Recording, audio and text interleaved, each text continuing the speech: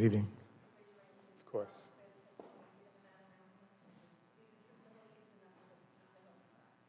I do. My name is Michael DeLuca, M-I-C-H-A-E-L, D-E, capital L-U-C-A. Good evening, Council, President, members of the Council. Some of you know me, some of you don't. I'm here as a resident. I live at 21 Middlebridge Road. But up until last May, and for 18 years prior to that, I served as your planning director. I oversaw the generation, writing, reviewing, editing, and portrayal of draft ordinances many, many times. I can't give you a number as to how many ordinances I might have written, but it's a lot. And let me give you a little background for those of you who don't know me. Before I worked here, I worked for the city of Cranston. I worked 19 years there. I have nearly 40 years of experience as a town planner. I probably know more about this town zoning ordinance than anyone else in this room. No disrespect to Mr. Callahan, but I have been working with it for that long. So it's a little disconcerting to me to see the kind of wholesale change that has been suggested with the 14 amendments that have been proposed. I want to tell you a little something about the way ordinances have been written in the past and over the years. Typically, either the planning board, town manager, town council, or sometimes internally, an idea arises. Sometimes it's a positive idea. We need to write an ordinance to do something good. Breakwater Village was a good example. There was a great deal of trouble trying to get them building permits to renovate their homes. So we wrote an ordinance that made more sense for them. Sometimes it's bad. There's a problem. We need to regulate it because this problem is getting worse and worse. You might say that the short-term rental issue would fall under that heading. But in the end, the process we would undertake would involve doing research. First, identifying the problem, whether it was the town manager or you folks or your predecessors, the planning board themselves, identify the problem, and let's first flesh out that problem. If it's an opportunity, let's flesh that out also. Then do some research. And our department, and still to this day with Jill Sabo at the helm, the department does the same thing. When the problem has arisen, you research it. You research internally. What are our existing regulations? How is this little issue that we've identified related to so many other things? We research outside the town, other communities in the state. South Kingstown is the first one we look at because they're our neighbor. We also look at a handful of other smaller communities. Third, we look at the similar issues nationwide. For instance, with the bulk zoning regulations, we looked at, I think, somewhere in the range of 20 ordinances that span the realm from Chilmark, Massachusetts, which is on Martha's Vineyard, to Honolulu, Hawaii, and anywhere in between. Then, after we've researched all that, we try to find the combination of regulatory provisions that make sense. And that starts the internal discussion with other department heads, going back to the town manager, engaging our town solicitor at that point, and trying to pull something together that could look like a first draft. Then we bring it to the planning board. First, we introduce it as an idea. It's a discussion item. It's not even on as an action item. And more often than not, unless it's a very simple change, the planning board initiates some public engagement. It seems like that process has been somewhat shortchanged here. We never brought an ordinance to the town council that didn't follow those steps.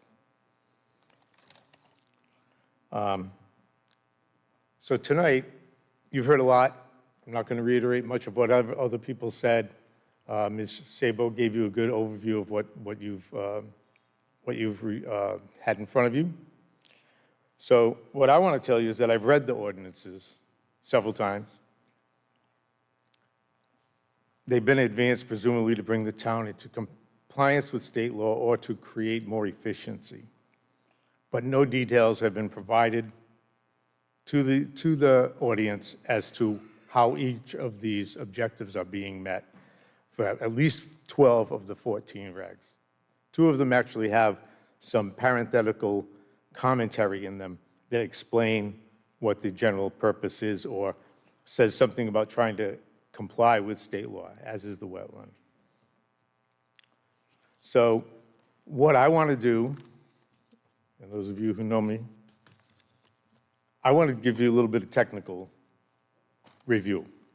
This is dry, this is boring, it's late, but I'm going to do it. I think I heard Jill just laugh. Chapter 1108 was the first item that you brought up, and that's the one that eliminates coastal wetlands definition. It also tells us that from the state law what the definition is. And then it eliminates the entirety of the text of the coastal and freshwater wetland overlay. That's section 4.3.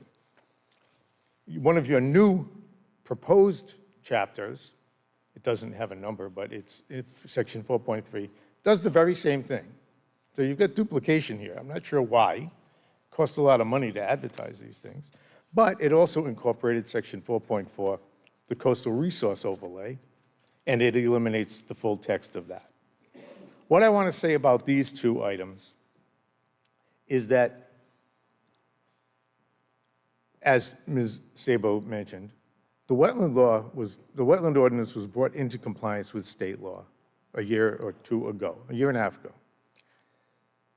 We took out the regulatory components of it. We left in all the advisory components. We spoke with our solicitor, and we asked the direct question, is the coastal resource overlay caught in this also? The coastal resource overlay is not about wetlands. Now, a coastal resource can be a wetland if you have a marsh running right down to the waterfront. But it can also be, or the edge of a coastal resource can be a bulkhead, like a dock. It can be a rocky shoreline. It can be the edge of someone's lawn. It can be a lot of different things.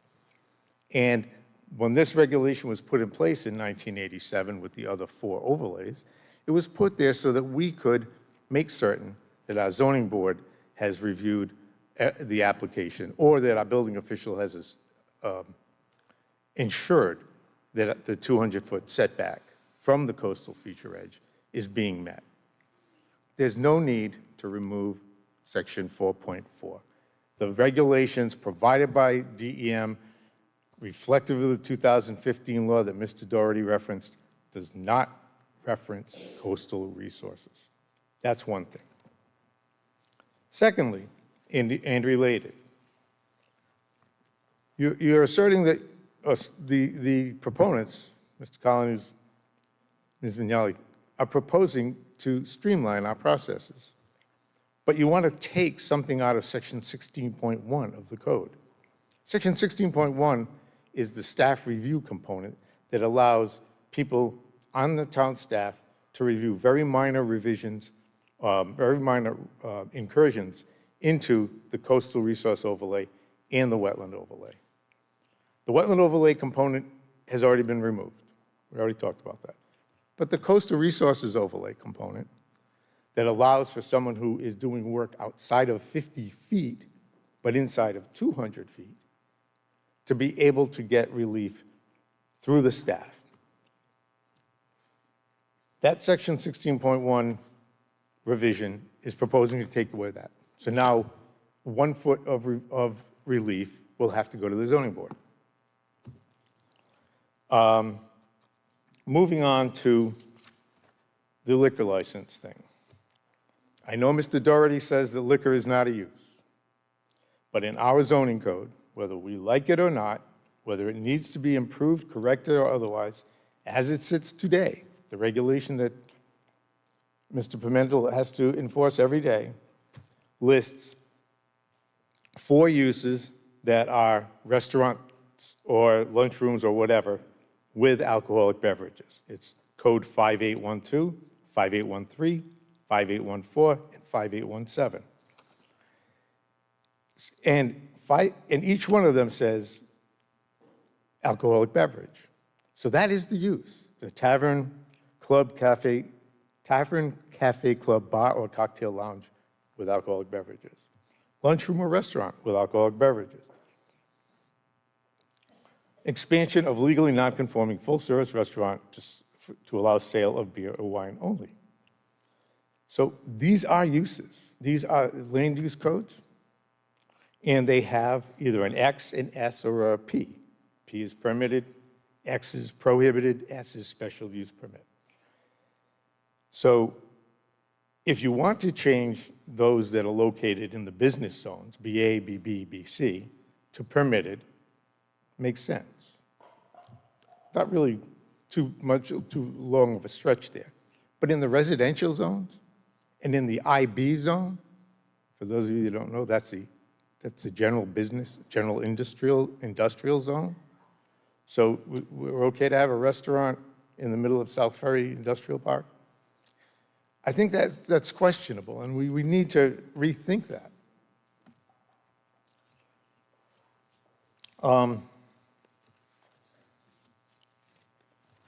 Give me one moment. I have a lot of notes.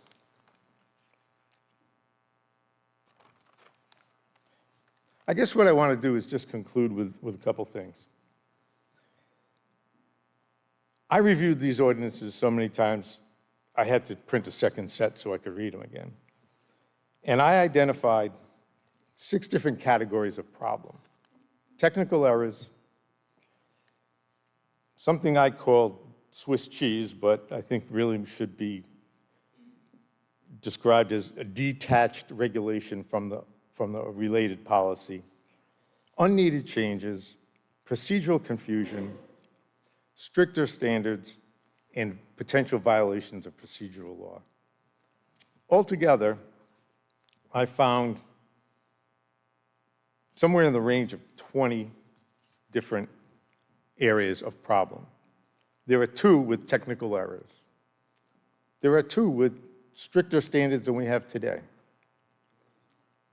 There are 4 with detached regulations from their related policies. And that's very important. If you detach the regulation from the policy, now the policy's got no grounding, and the regulation, or you detach the policy and you leave the regulation, and the regulation has no grounding. There are 4 that have confusing outcomes, where you just, reading them doesn't make any sense. There are 9 with unnecessary changes, 1 which I just pointed out to you. And there are 2 that I believe are in violation of state law. So I could go on and explain every single one. We're very late. You've given me 10, 15 minutes. I don't want to take any more of your time. I just do want to say to you that I believe in the planning board. As your former town planner, I've always felt that working with that group can make an enormous difference in getting a good idea to become a better idea, and turning that into a workable, enforceable, defendable ordinance. I would suggest that you do that, and that you either table this and go right into workshops, or, as other people have said, just decline all of these and start over. I want to make one last statement. I just said I made one last one, but I have one last one, and that is that I did attend all 5 of the planning board's meetings last month. I wrote specific comments that I read into the record at each of those meetings. I addressed the 8 topic areas that Ms. Sabo had broken down. And I've got a copy here for you all. I believe it's in your packet, but I want to turn this in as an exhibit, and I'd like to, just to make sure that it's on the record, of your record. I appreciate that. With that, I will close, and I hope you all have a good night. Thank you. Really appreciate it. Yes.